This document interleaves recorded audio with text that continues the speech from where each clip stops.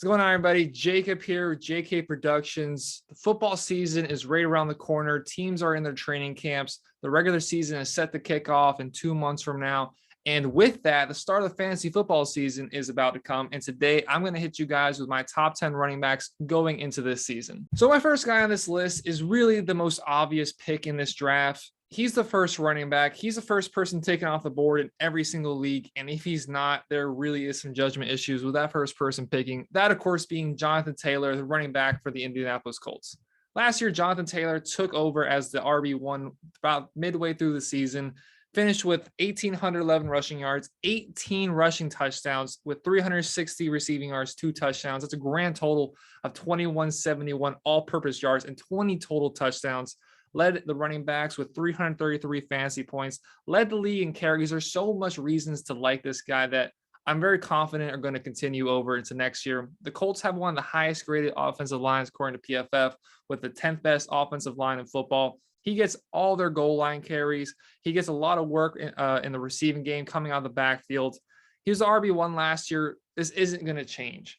This is something that is just so clear cut and obvious that there's no real competition for him.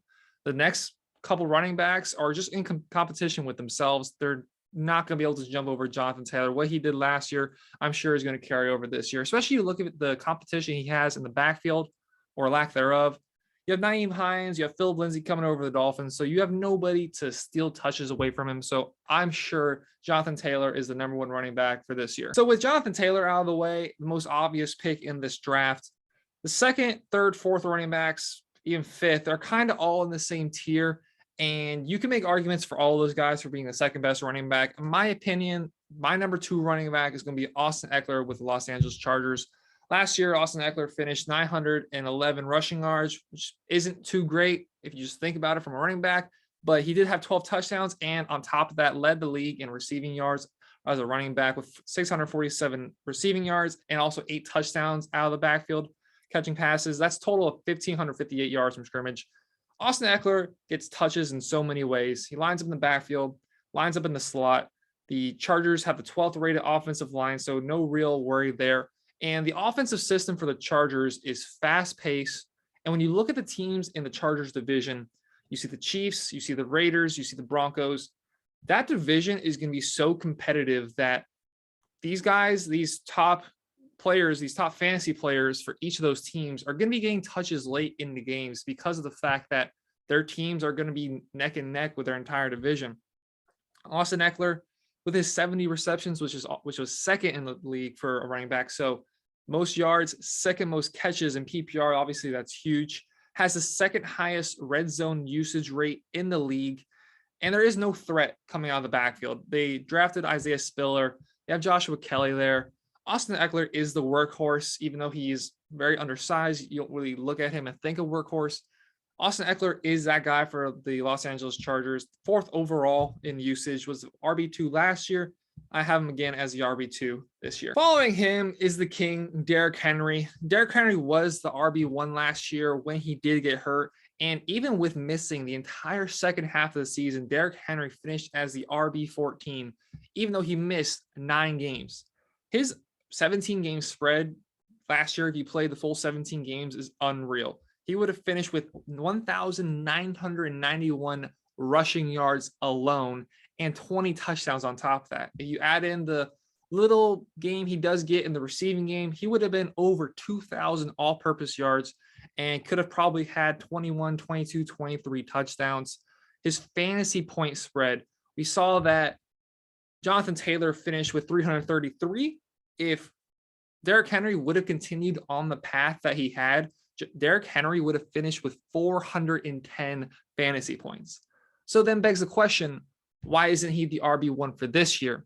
And we did finally see him get hurt last year. And that was something that could have been seen a few years back when his usage rates really started to climb. Has been in the top 3 in usage rates for the last 2.5 years.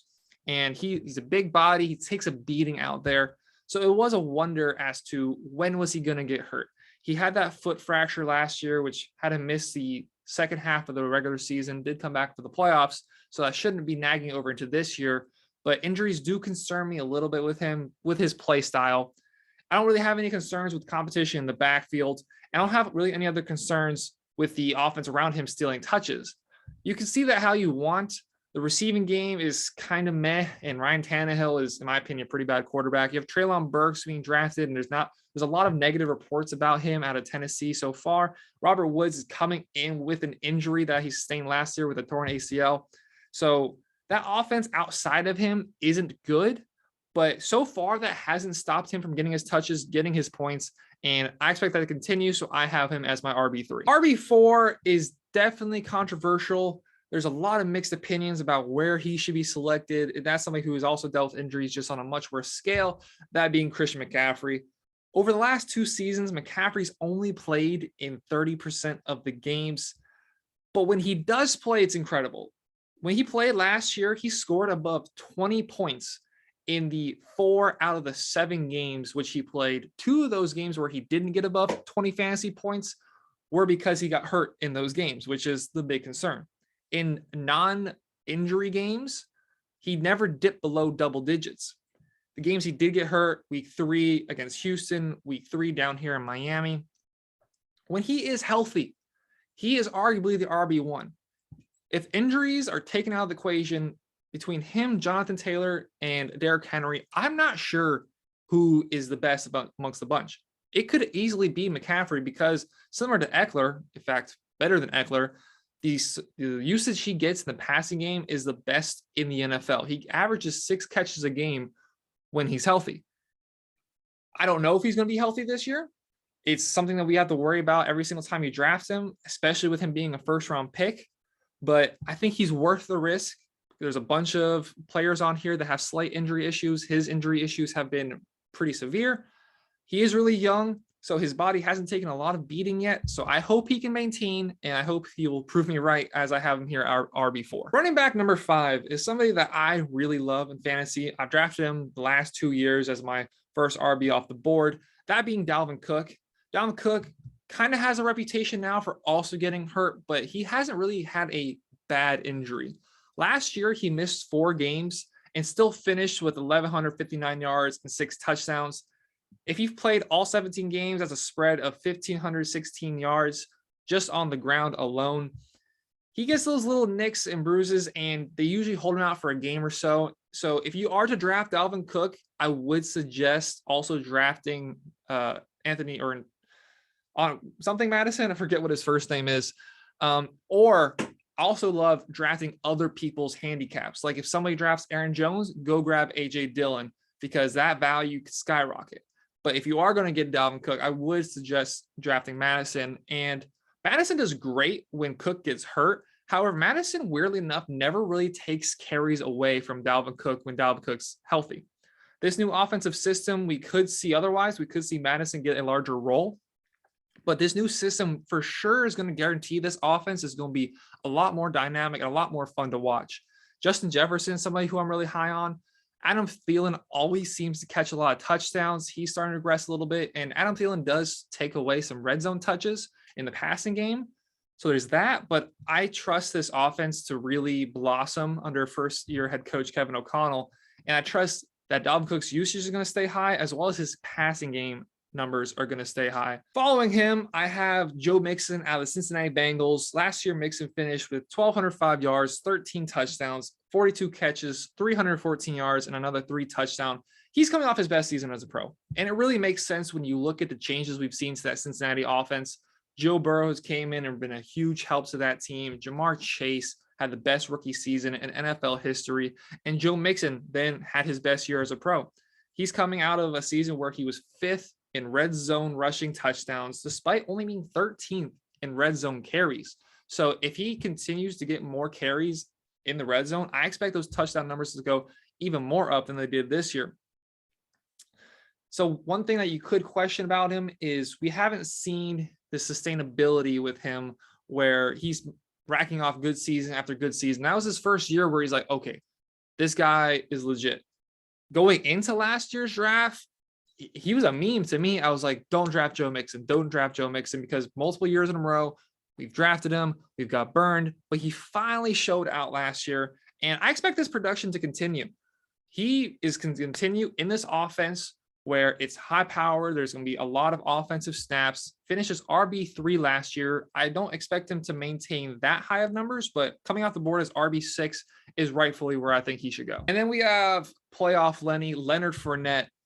I felt more and more love with Leonard Fournette as I was doing research for this video. Finished with 1,266 all-purpose yards, 10 touchdowns, and he sneakily has turned into a really good dual threat running back with having the second most catches in the NFL last year with 69 passes caught. That's only behind Najee Harris, who will be making an appearance on this video as well.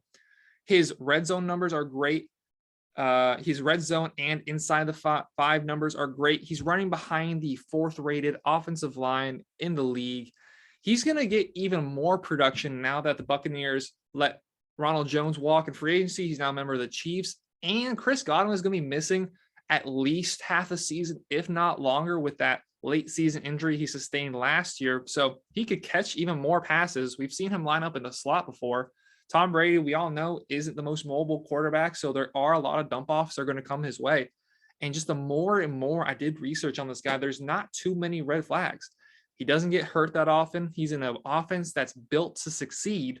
And now I'm quite frankly shocked he's not going higher. Last year, he was 9th in the red zone in carries. There's so many stats that back Leonard Fournette having a good year this year.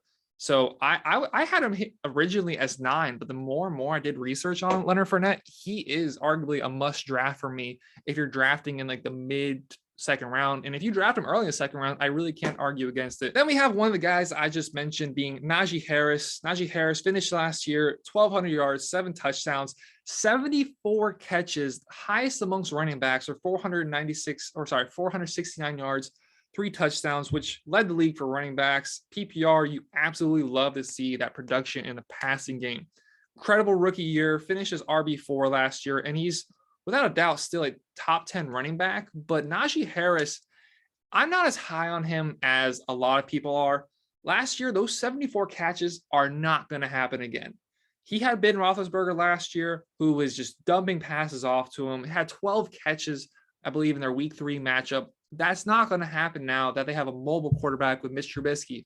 Trubisky, when things are looking rough in the pocket, he's more looking to make a play himself with his feet. He will give the occasional dump off, but there's definitely going to be considerably less for Najee Harris in the passing game next year. He's coming in with the 30th rated offensive line of football, something that really affected him towards the end of the year last year. He's not going to get a lot of production on the ground. And if you look at his yards compared to his usage, he had the highest usage rate in the NFL with being on the field for the Steelers on 83% of snaps. That is highest in the league. That is 15% higher than Jonathan Taylor, who is 4 spots behind him in usage. We saw what Jonathan Taylor did with the time he did get on the field, which was in the high 60s. Being in the low 80s is not really likely to happen again. They would certainly run him into the ground. Also, something that concerns me, 24th in red zone usage. That's lower than both Myles Gaskin and Devin Singletary. There's a lot of red flags with Najee. He's still a very good running back and worthy of being a top 10 running back, but I don't think he should be a first round running back. He definitely should be a early to mid second round running back. If you get like somebody earlier on this list, if you get a Dalvin and a Najee, I'd be happy with that. But Najee as my RB1, I can't really wrap my arms around it unless you have just a really good first pick. Number 9 for me is going to be DAndre Swift of the Detroit Lions. Last year, DAndre Swift finished 1,069 all-purpose yards, 7 touchdowns, had the 3rd most receptions as a running back, and I expect that to continue. Jared Goff, again, not a mobile quarterback, not somebody who's going to look to make a play, is going to look to find the dump off pass when available. Was 4th in running back standings when he got his injury in week 12, was really having a really good season. Fortunately for me, I traded for him in week 11. He gets hurt week 12, really hurt my fantasy season last year. Concerns I have for DAndre Swift are the fact that he was 46th in the league in red zone carries. I was talking about how Najee is 24th, and that's a problem. DAndre Swift is almost twice as bad in terms of his red zone usage.